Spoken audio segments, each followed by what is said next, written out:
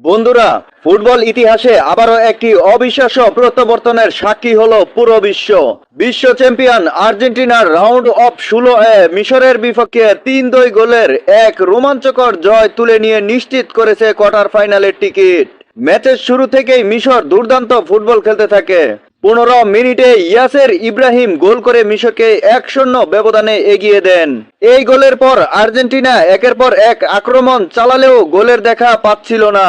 প্রথমার্ধে Lionel Messi একটি penalty miss করায় সমর্থকদের উদ্বেগ আরো বেড়ে যায়। দ্বিতীয়ার্ধে 66 মিনিটে মোস্তফা জিকো আরেকটি গোল করে মিশরকে 2-0 ব্যবধানে এগিয়ে দেন।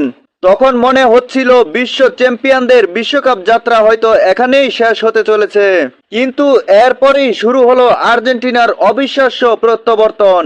79 মিনিটে ক্রিস্টিয়ান রোমেরো গোল করে ব্যবধান কমিয়ে 2-1 করেন। এই গোলে পুরো ম্যাচের গতি বদলে যায়। এর মাত্র 4 মিনিট পর 83 মিনিটে অধিনায়ক লিওনেল মেসি গোল করে ম্যাচে সমতা ফিরিয়ে আনেন। পুরো স্টেডিয়াম তখন আনন্দে ফেটে পড়ে। আর আর্জেন্টিনার খেলোয়াড়রা নতুন আত্মবিশ্বাস নিয়ে আক্রমণ চালিয়ে যেতে থাকেন। অবশেষ গোল করার সমন্বয়ে 90 মিনিটের সাথে যোগ করা 2 মিনিটে অ্যাঞ্জেলো ফার্নান্দেজ হেড থেকে দুর্দান্ত গোল করে আর্জেন্টিনাকে 3-2 ব্যবধানে এগিয়ে দেন। এই গোলই নিশ্চিত করে বিশ্ব চ্যাম্পিয়নদের অসাধারণ জয় এবং কোয়ার্টার ফাইনালে ওঠার টিকিট। শেষবাসী বাজার সঙ্গে সঙ্গে পুরো আর্জেন্টিনা দল উল্লাসে মেতে ওঠে। 2-0 ব্যবধানে পিছিয়ে থেকেও যেভাবে তারা ফিরে এসেছে তা বিশ্বকাপের অন্যতম স্মরণীয় কামব্যাক হিসেবে অনেকদিন মনে রাখা হবে। আপনার মতে আজকের ম্যাচে সেরা খেলোয়াড় কে ছিলেন?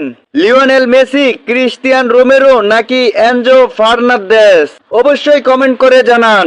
ভিডিওটি ভালো লাগলে একটি লাইক দিন, বন্ধুদের সঙ্গে শেয়ার করুন এবং আর্জেন্টিনার পরবর্তী ম্যাচের আপডেট পেতে আমাদের চ্যানেলটি সাবস্ক্রাইব করতে ভুলবেন না। ধন্যবাদ।